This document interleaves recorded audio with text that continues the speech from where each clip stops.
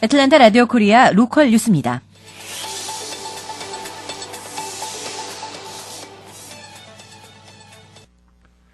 애틀랜타 로컬 첫 소식입니다.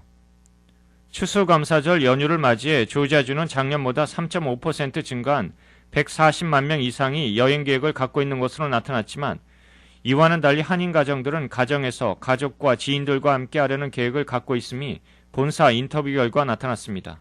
이 소식을 김현경 기자가 전합니다. 미국 최대 명절 중 하나인 추수감사절 연휴가 시작됐습니다.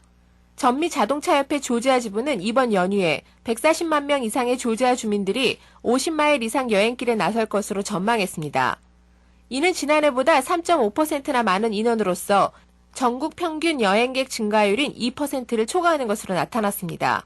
이에 본사는 애틀랜타 한인 100명을 표본으로 삼아 추수감사절에 어떻게 지낼 것인가에 대한 인터뷰를 실시해봤습니다. 땡스기빙 때 일할 거고요. 동생 뉴욕에서 내려와서 같이 밥 먹을 거예요. 네. 이번 땡스기빙 때는요, 그냥 친한 친구들끼리 모여서 같이 먹고 수다 떨고 그냥 나머지 시간은 쉬려고요. 또 땡스기빙 위켄드니까 가족들과 모이는 게 원래 그 미국 사람들의 그 트래디셔널 땡스기빙의 의미이니까. 땡스기빙 때 뭐 특별하게 어디 놀러 가진 않고요. 저희 친척분들 계셔서 친척분들 댁에 가서 맛있는 식사하면서 즐거운 시간을 보내려고 합니다. 땡스기빙 때는 저희 바깥분이랑 그냥 나가서 외식 정도 그냥 하려고 그래요. 그래서 뭐 당장 하루밖에 안 쉬니까 어떻게 뭐 계획하기 좀 어려운 것 같고 또 애들이랑 장난감 사고 필요한 거 사는 그런 정도 계획을 갖고 있고요. 주말에 하루 정도 그냥 가족끼리 여행하려고 생각하고 있습니다. 가까운 곳에 하루 코스로 갈 수 있는. 이번 땡스기빙에 가족과 친구들 함께 올랜도 여행 가는데 저는 올랜도 가는 거 처음이라서 되게 기대되고 재밌었으면 좋겠어요. 인터뷰 결과 5시간 이상 되는 타주로의 여행을 떠나는 사람은 100명 중에서 12명으로 나타났으며 먼 곳으로부터 오는 손님이나 가족 또는 친척과 집에서 지내겠다는 사람이 75명이었습니다. 그 외 기타는 땡스기빙 데이 당일에 집과 가까운 곳으로 나가서 친구나 식구들과 외식하며 쇼핑하겠다는 의견도 다수로 나타났습니다. 이는 한인은행들을 포함한 애틀랜타 한인 로컬 직장들의 대부분이 추수감사절 당일인 24일 목요일만 쉬고 25일 금요일에는 다시 출근하는 경우가 다수로 나타나 먼 곳으로의 여행 계획은 무리라고 한 목소리를 모았습니다. 한편 미국인 약 4,600만 명이 고향 집을 찾아 떠난다는 대명절 땡스기빙 데이인 목요일부터 일요일까지 나흘 동안 쉬는 직장인들도 요즘은 가족이 함께 모여 시간을 갖고 감사의 마음을 나누는 날에서 쇼핑하는 날로 변질되고 있다는 비판의 목소리도 나왔습니다. 추수감사절이 되면 상점이 다 문을 닫고 가족들이 시간을 보내던 전통이 사라지고 추수감사절에 사람들이 만찬을 마친 후 오히려 쇼핑하기 위해 가게들로 달려가는 새로운 전통이 자리를 잡으면서 논란이 되고 있습니다. ARK 뉴스 김연경입니다.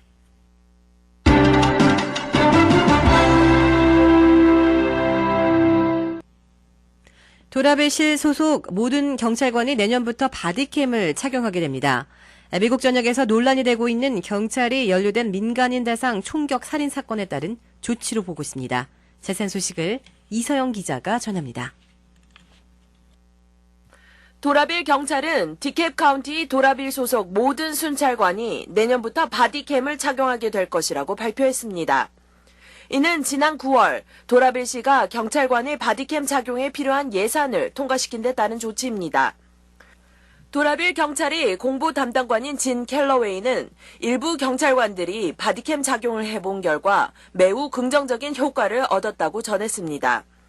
경찰이 근무 중 바디캠 착용은 미국 전역의 지방경찰청에서 경찰관이 연루된 총격 사건이 발생했을 때 유용한 정보를 제공해주고 있습니다. ARK 뉴스 이서영입니다.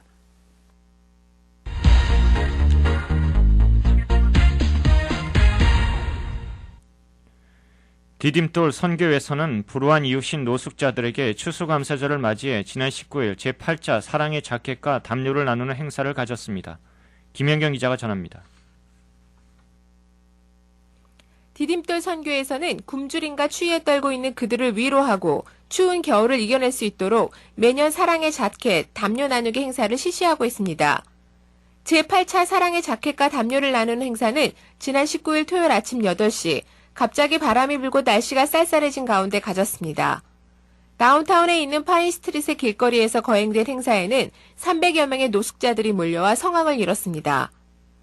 송요셉 목사의 사회로 진행된 행사는 제이 웬드랜드 씨의 기도와 아담 엘스워스 목사의 설교가 있었으며 실로암 교회, 세빛 장로교회, 존스크릭 한인교회를 비롯한 여러 교회들이 준비해온 풍성한 추수감사절 음식과 이번 행사를 위해 도네이션을 받은 자켓과 담요와 수많은 옷가지, 신발, 네이, 양말, 모자, 장갑을 50여 명의 봉사자들의 손을 통해 전달했습니다.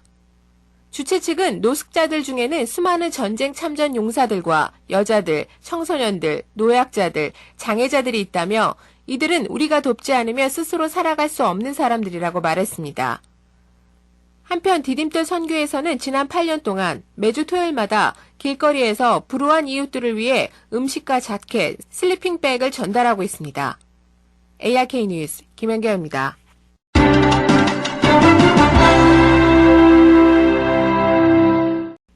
균이 카운티 경찰은 어젯밤 로렌스빌 월그린 주차장에서 발생한 살인사건의 용의자를 찾고 있으며 주민들의 관련 제보를 기다리고 있습니다. 자세한 소식 이서영 기자가 보도합니다. 어젯밤 7시 45분경 로렌스빌 하이웨이와 슈가로프 파크웨이가 만나는 교차로에 위치한 월그린 주차장에서 의식을 잃고 쓰러진 남성이 있다는 신고가 경찰에 접수됐습니다.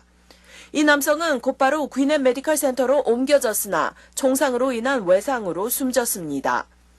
경찰은 용의자에 대한 정확한 인상착의 등은 아직 파악하지 못했지만 이를 위해 월그린의 감시 카메라를 확보하려고 노력 중입니다. 또한 이 사건에 대해 그 어떠한 정보라도 가지고 있는 주민들에게 귀넷 카운티 경찰이나 크라임 스토퍼에 연락할 것을 요청했습니다. 경찰에 따르면 지나가던 행인이 주차장에 사람이 쓰러진 것을 발견하고 월그린 직원에게 알렸는데 경찰은 이 행인이 총격도 목격했는지 아니면 쓰러져 있는 사람만 발견한 것인지는 명확하게 알지 못했습니다. 또한 숨진 남성에게서 총알이 몇 발이나 발견됐는지도 아직 알려지지 않았습니다. 반면 수사당국은 이 남성이 월그린 주차장 차 속에서 총을 맞은 후 밖으로 나와 쓰러진 것으로 파악하고 있습니다. 숨진 남성은 20대이며 지역 주민으로 신원이 파악됐으나 경찰은 더 자세한 사항은 공개하지 않았습니다. ARK 뉴스 이서영입니다.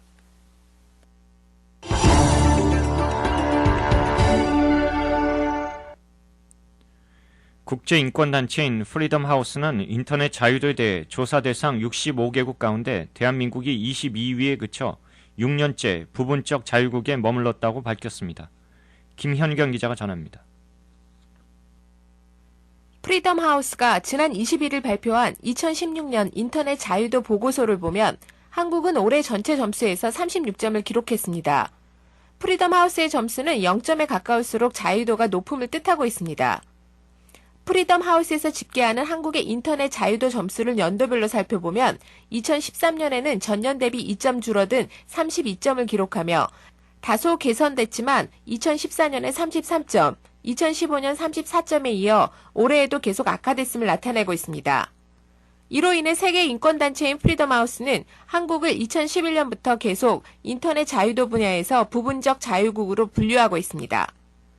이 단체는 한국의 인터넷 자유도에 대한 데이터를 세부적으로 설명했습니다. 한국에서 인터넷을 얼마나 자유롭게 쓸 수 있는지에 대해서는 25점 만점에 3점을 매겼지만 인터넷으로 주고받는 내용들이 얼마나 자유로운지에 대해서는 35점 만점에 15점을, 그리고 사용자 권리 보호에 대해서는 40점 만점에 18점을 각각 부여했습니다. 이들 척도 모두 점수가 높을수록 역시 부정적인 것입니다. 이번 프리덤 하우스의 인터넷 자유도 분류에서는 에스토니아와 아이슬란드가 6점으로 공동 1위에 올랐고 캐나다와 미국, 독일이 3위에서 5위였습니다. 주요 국가 중에서는 일본과 영국, 프랑스가 각각 7위에서 9위에 이름을 올렸고 필리핀 13위, 브라질 18위, 나이지리아 22위와 같은 나라의 순위가 한국보다 높은 것으로 나타났습니다.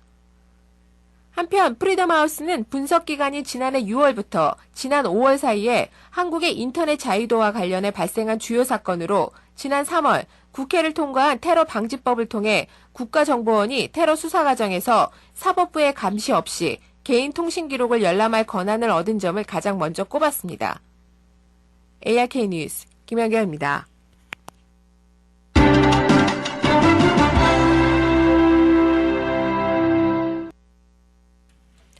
이번 주 땡스기빙 연휴를 맞아 매주 목요일과 금요일에 쓰레기가 수거되는 균해 카운티 주민들의 경우 쓰레기 수거가 하루씩 미뤄지게 됩니다. 하지만 균해 카운티나 시 거주자들의 경우 쓰레기 수거 일정이 시마다 다소 다를 수 있어 확인이 필요합니다. 이서영 기자가 전합니다. 퀸네 카운티 당국은 평소 목요일과 금요일에 쓰레기가 수거되는 퀸네 카운티 가정에서는 수거일이 하루씩 미뤄지게 된다고 전했습니다.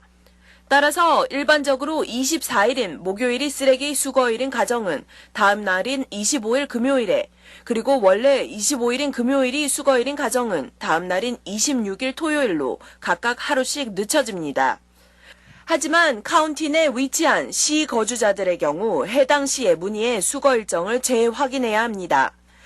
예를 들어 피치트리 코너스 시의 경우 쓰레기 및 재활용품 수거일이 원래대로 유지될 예정이지만 스넬빌 시의 경우 목요일 수거 일정만 하루 지연될 것이라고 전했습니다. 반면 데큘라 시의 경우 목요일 수거 일정이 이틀 후로 미뤄지며 로렌스빌과 릴번 시에서는 퀸네 카운티와 동일한 일정으로 목요일과 금요일 수거가 하루씩 늦춰질 예정입니다. 한편 땡스기빙 연휴를 맞아 퀸네 카운티와 이 지역 시 정부 기관들은 일부 주민의 안전과 편의와 관련된 부서를 제외하고는 모두 목요일과 금요일 이틀에 걸쳐 문을 닫게 됩니다. ARK 뉴스 이서영입니다.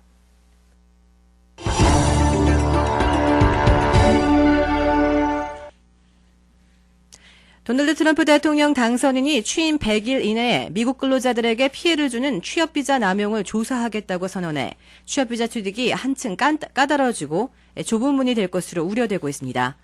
H-1B 등 취업비자와 돈 버는 J-1 연수비자는 물론 취업 영주권까지 신청 자격을 강화하거나 까다로운 심사를 통해 억제시킬 것으로 예상되고 있습니다. 자세한 소식을 워싱턴에서 한면택 특파원이 보도합니다. 도널드 트럼프 대통령 당선인은 취임 100일 내 우선 추진할 6대 과제를 제시하면서 이민 정책에서는 미국인 우선 취업을 위해 각종 취업비자 남용을 근절하겠다는 방안을 내걸어 파장을 불러일으키고 있습니다. 트럼프 대통령 당선인은 5번째 이민 정책에 대해 나는 연방노동부에게 지시해 미국 근로자들에게 피해를 주는 각종 비자 프로그램의 남용을 조사하도록 조치할 것이라고 밝혔습니다. On immigration, I will direct the Department of Labor to investigate all abuses of visa programs that undercut the American worker. 이에 따라 2017년 새해 1월 20일 출범하는 트럼프 행정부에서는 외국 근로자들이 취업비자, 나아가 취업영주권을 취득하기가 한층 까다로워지고 좁은 문을 통과해야 할 것으로 우려되고 있습니다. 트럼프 측이 대선 기간 중 거론했던 제한 조치들을 보면은 첫째, 미국 근로자들이 더 많이 취업할 때까지 취업비자나 취업이민 영주권 발급을 자연스럽게 억제시킬 것으로 예상되고 있습니다. 취업비자나 취업영주권 자체를 일시 중단시키거나 쿼터를 축소시키지는 못할 것으로 보이지만은 행정부 차원에서 심사만 까다롭게 하더라도 실제 취업비자와 취업영주권 발급을 대거 줄일 수 있을 것으로 우려되고 있습니다. 둘째, 전문직 취업비자인 H-1B의 발급도 두 가지 방법을 동원해 대거 줄일 것으로 예고하고 있습니다. 하나는 H-1B 비자를 신청해 외국인 근로자들을 고용하려는 미국 내 고용주들에게 미국 근로자부터 고용하려는 노력을 했는지 증명하도록 요구하는 방안이 거론되고 있습니다. 다른 하나는 외국 근로자들에 대한 우대 임금 수준을 현재보다 2배 이상으로 높여 미국 고용주들이 저임금을 노리고 미국 근로자 대신에 외국 근로자들을 고용하지 못하도록 막겠다고 제시하고 있습니다. 셋째, 교환연수 비자인 J-1 비자 가운데 미국서 돈을 쓰는 분야는 그대로 유지하되 취업해 돈을 벌 수 있는 종류는 모두 폐지하겠다고 제시하고 있습니다.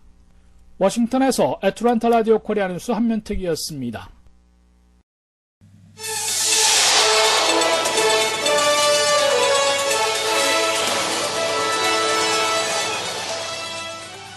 이상 애틀랜타 라디오 코리아 로컬 뉴스였습니다.